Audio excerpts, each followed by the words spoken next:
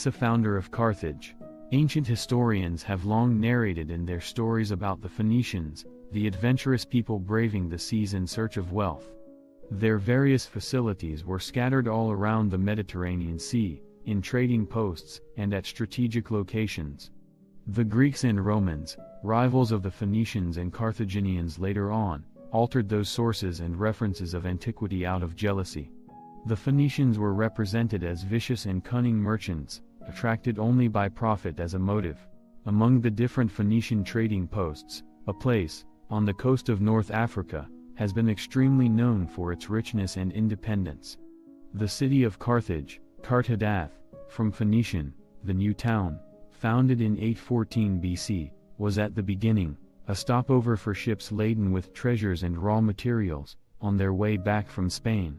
The most famous story of the founding of this city remains that of Justin II, narrating how Madon, king of Tyre, bequeathed the kingdom to his son Pygmalion and his daughter Elissa, Elizar, Dido. The inhabitants of Tyre, wishing for a single sovereign, provoked dissension within the royal family. The gap increased especially after the marriage of Elissa to her uncle Acerbas, the high priest of Melkart, who enjoyed great authority to equal that of the king, and who had an enormous fortune. Pygmalion, impatient to appropriate the power and the wealth of his uncle, gave the order to have him assassinated. Elissa, feeling threatened, decided to run away by using the ruse. In order not to raise her brother's suspicion, she expressed the desire to come and settle with him in the palace. Pygmalion accepted, thinking that Elissa would bring all of her richness. He sent his vessels to bring her back to the palace. Elissa waited for night to hide her treasures in the holds of the ship and ordered to have bags of sand prepared and placed on board. Once at sea, she threw the bags overboard, invoking the memory of her husband, imploring him to accept this offering. The king's servants were frightened to return to their sovereign and suffer the reprisals. They decided to stay with the princess and to accompany her in her journey. Several senators and some priests of the Melkart temple had joined the exile group, and they all went to Cyprus to stock up with food and water. After completing the refueling, 80 virgins devoted to the temple of Astarte were kidnapped and were married to Tyrians who accompanied the princess. Elissa the vagrant braved the sea and went in search of a new city. Her ships will dock on the African coast of what is now Tunisia. The founding of Carthage. Justin continues his story, evoking the installation of the Tyrian convoy.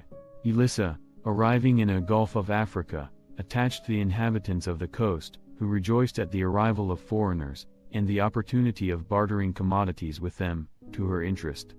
Having then bargained for a piece of ground, as much as could be covered with an ox hide, she directed the hide to be cut into the thinnest possible strips, and thus acquired a greater portion of ground than she had apparently demanded, whence the place had afterward the name of Byrsa.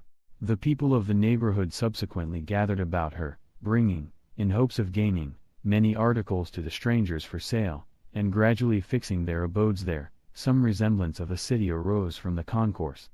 Ambassadors from the people of Utica too, brought them presents as relatives, and exhorted them to build a city where they had chanced to obtain a settlement.